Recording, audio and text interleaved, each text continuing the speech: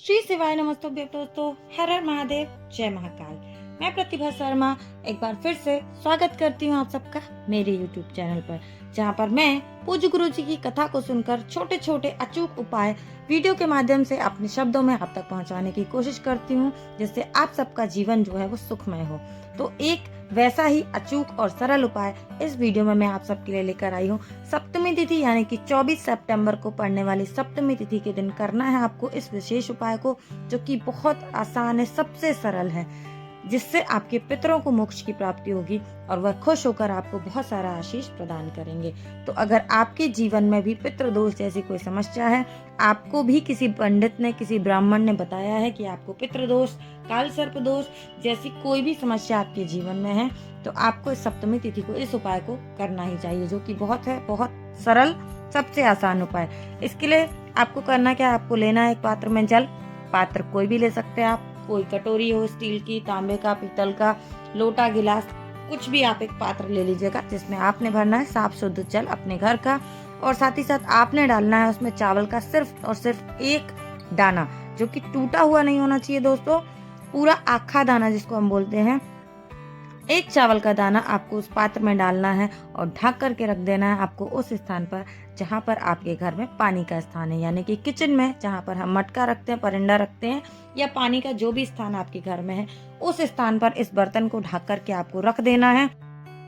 और ध्यान रखिएगा कि ये करना कब उपाय, सुबह आपको स्नान ध्यान करने के बाद 10 से 12 बजे के बीच में इस उपाय को करना है। सप्तमी तिथि के दिन ढक करके पात्र को रख दीजिएगा दोस्तों, और पूरा दिन उस पात्र को वहीं रखे देना है। शाम के समय यानी कि प्रदोष काल जो समय होता है, उस काल में आपको महादेव का ध्यान करते हुए, है ना, आपको महादेव का, अपने पितरों का ध्यान करते हुए, अपनी इच्छा, अपनी मनोकामना महादेव के समक्ष कहते हुए प्रदोष काल में, या फिर आपको कोई भी एक मंत्र जो आपको आता हो, ओम नमः शिवाय, श्री शिवाय नमस्तुभ्यं, गायत्री मंत्र आता हो, या ओम त्र्यंबकम यजामहे, जो भी मंत्र आपको आता हो, कोई भी एक मंत्र बोल करके आपको शाम को प्रदोष काल के समय में एक दीपक जलाना है। और दीपक कौन सा जलाना है? लंबी बत्ती का, शुद्ध घी का लंबी बत्ती का दीपक जलाना है, क्योंकि हम इस उपाय को कर रहे हैं अपने पूर्वजों के निमित्त। तो ध्यान रखेंगे दिशा का, दक्षिण दिशा की ओर इस बत्ती का जो है वो मुख होना चाहिए, यानी कि जब आप दीपक प्रज्वलित करते हैं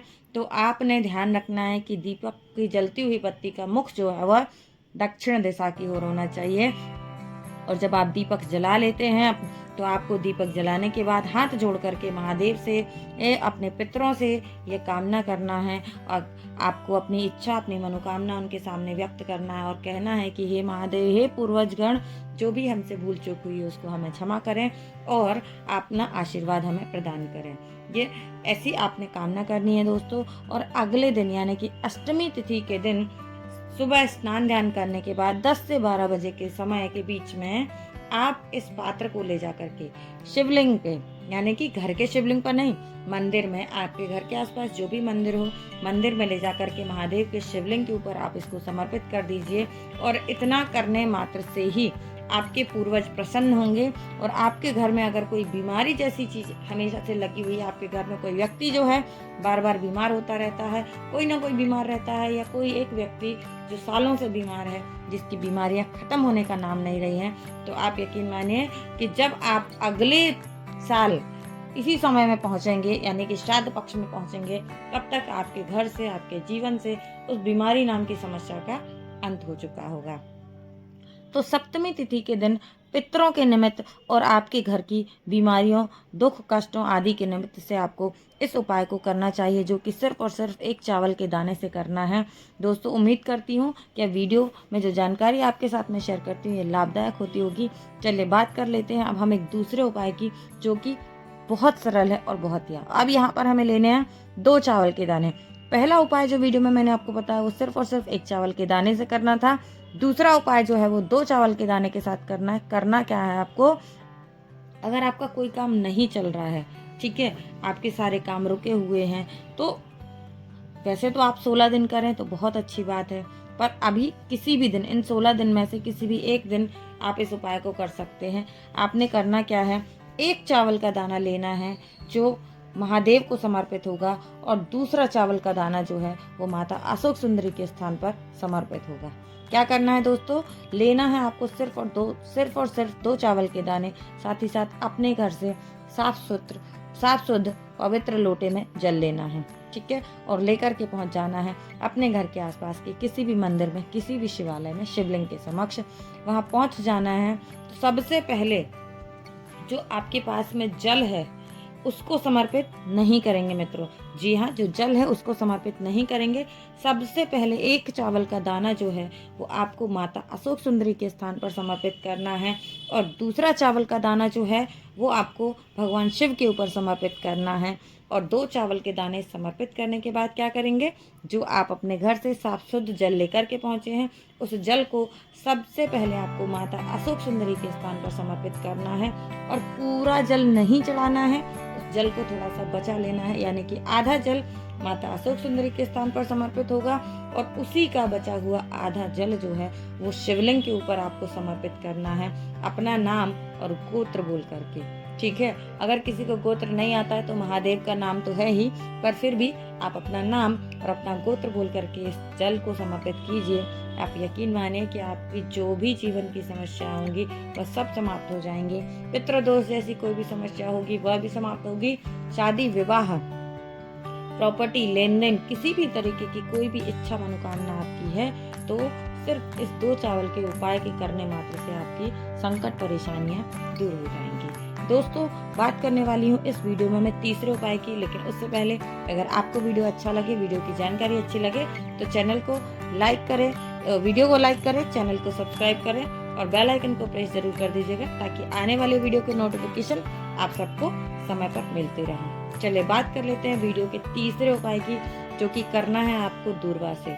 और 5 बेलपत्र, यानी कि लेना है आपको महादेव का एक विशेष नाम और इसके साथ करना है आपको दूर्वा और 5 बेलपत्र से यह उपाय। तो क्या करना है दोस्तों, आपने लेनी है 7 दूर्वा और 5 बेलपत्र, लेकर के पहुंच जाना है महादेव के शिवलिंग के समक्ष। और क्या करना है, सबसे पहले तो इस उपाय को क्यों करना है ये मैं आपको बता देती हूँ कि कहीं भी अगर आपका जमीन प्रॉपर्टी को लेकर कोई काम रुका हुआ है, कोई भी काम आपका अड़चन में है अगर, तो आपको इस उपाय को करना चाहिए, जिसमें लेनी है आपने 7 दूर्वा, 5 बेलपत्र और एक विशेष नाम। जी हाँ दोस्तों, भगवान शिव का एक विशेष नाम है लकुलेश महादेव। इस नाम के साथ में हम करने वाले हैं इस उपाय को। क्या करना है, आपने एक पात्र में लेना है जल, 5 बेलपत्र और 7 दूर्वा, अपने दूसरे हाथ में लेकर के पहुंच जाइए महादेव के शिवलिंग के समक्ष। और मंदिर में पहुंच करके सर्वप्रथम आपने 1 लोटा जल जो लेकर के आए हैं उसको समर्पित करना है। और जो 7 दूर्वा, 5 बेलपत्र हैं, भगवान महादेव के एक विशेष नाम लकुलेश महादेव, मैं फिर से रिपीट कर रही हूँ, लकुलेश महादेव के नाम से अगर आपने इस उपाय को कर लिया, इस बेलपत्र और दूर्वा को भगवान शिव को समर्पित कर दिया, तो आपकी जो भी जमीन मकान को लेकर के कोई समस्या है, आप कोई खरीदना चाहते हैं, आपका मकान नहीं है, आप लेना चाहते हैं, आपकी कोई जमीन में पैसे अटक गए हैं, मिल नहीं रहा है, आप कोई मकान बेचना चाहते हैं, तो ऐसी कोई भी अगर जमीन और मकान की आपकी समस्या है तो यकीन मानिए कि इस उपाय को करने से 7 बेलपत्र, 7 दूर्वा, 5 बेलपत्र और लकुलेश महादेव के नाम से इस उपाय को अगर आप करते हैं तो आपकी ये सारी समस्याएं समाप्त हो जाती हैं दोस्तों। तो सप्तमी तिथि के दिन छोटे छोटे से उपाय अगर आपने कर लिए तो पितृदोष की कोई भी आपकी समस्या है वो भी अच्छा मनोकामना जो भी है महादेव जरूर देंगे। उम्मीद करती हूँ दोस्तों वीडियो में जो जानकारी मैं आपके साथ शेयर करती हूँ आपके लिए लाभदायक होगी। पूज्य गुरु जी की कथा को सुनकर वीडियो के माध्यम से अपने शब्दों में जानकारी चाहती हूँ। अगर आपके लिए अच्छी लगे तो वीडियो को लाइक करें, ज़्यादा से ज़्यादा लोगों तक शेयर कीजिए, चैनल को सब्सक्राइब सभी को करें और कमेंट में महादेव का एक नाम जरूर लिखें। मिलेंगे अगले वीडियो में नई जानकारी के साथ, तब तक के लिए श्री शिवाय नमस्ते, हर हर महादेव, जय महाकाल, जय पितृदेव।